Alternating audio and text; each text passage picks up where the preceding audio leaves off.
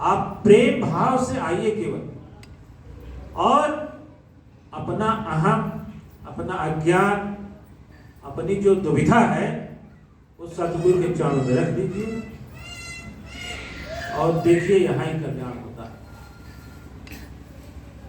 और एक बात भाई प्रेम शंकर ने आज बड़ी भाई कथा सुना करके बड़ी अच्छी बताई कि पति और पत्नी और परिवार से जब बात चलती है तो उसमें 2-3 सदस्य, 4 सदस्य मुख्य होते हैं। पति, पत्नी, सास बहू, सास ससुर और बेटा बहू, बस इतना मिला के परिवार हो जाता है।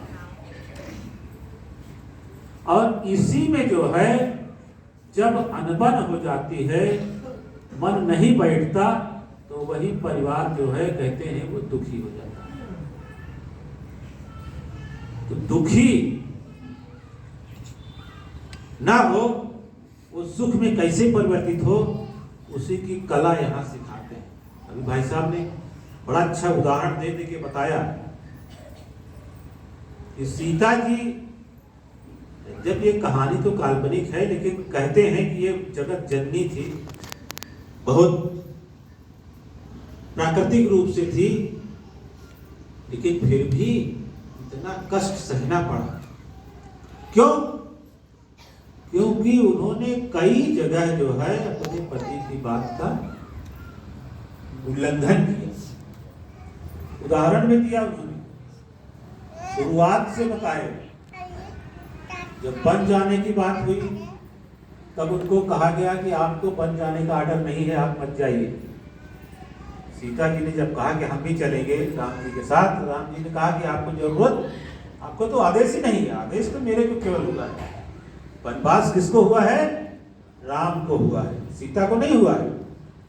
लेकिन नहीं मानी, चल दी।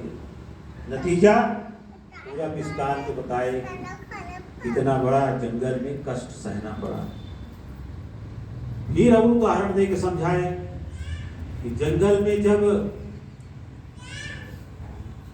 वो एक मायावी आया था ना, वो मृग, देखिए वहां भी वो जगत जननी है, फिर भी अज्ञानता का परिचय दिया कि कहीं सोने का मृग होता है?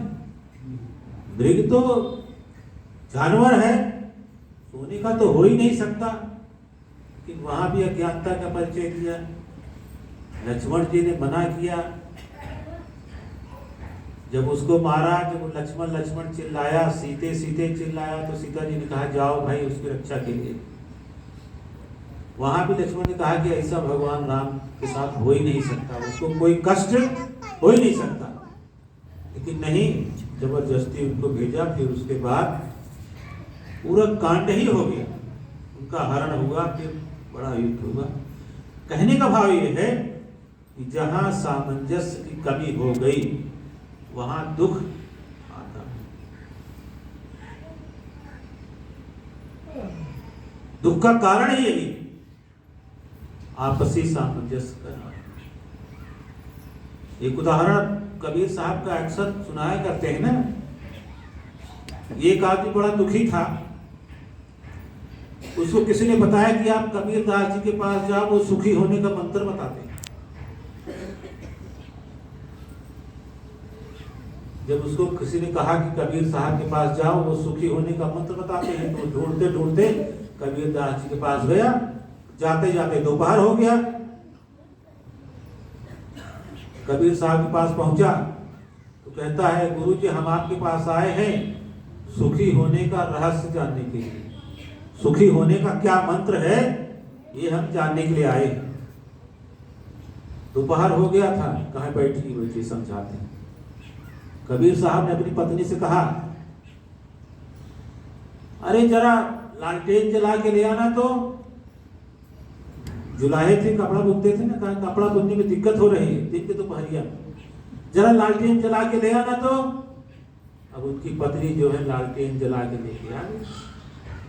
अब वो आदमी बड़ा अचंभित पड़ा है, धूप है, दोपहरिया है, ये पागल उगल हो गए का कबीरदास। दिन के दोपहरिया में कह रहे लालटेन जला के ले आओ, अब उससे ज्यादा पागल तो इनकी पत्नी है, वो जला के ले आएगी। फिर कहते हैं कि अच्छा एक काम करो, ये मेहमान आए हैं, हमारे अतिथि हैं, 2 गिलास दूध ले आओ, उसमें थोड़ा मीठा डाल दो। थोड़ी देर बाद वो 2 गिलास दूध लाई, तो उसमें मीठा की जगह भूल से नमक डाल दिए, चीनी की जगह। जब कबीरदास पिए, वाह क्या मीठा दूध है उसमें नमक। कबीरदास कहते हैं क्या मीठा दूध है। और वो आदमी जब पिया तो कहते क्या बात है, कबीर साहब एकदम पगला ही, ये इसमें नमक पड़ा है, कह रहे क्या मीठा है।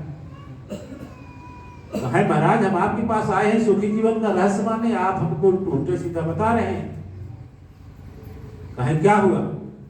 अरे हम कहे आपको देख रहे हैं कि आप दिन के दोपहरिया में इतना धूप है, इतना उजाला है, तो लालटेन मनवा रहे हैं, ये कोई बुद्धिमानी काम है, तो मूर्ख आदमी करता है। और आपकी पत्नी भी तो आपसे ज्यादा ही मूर्ख लगती है, वो ले आके दे दिया जला के।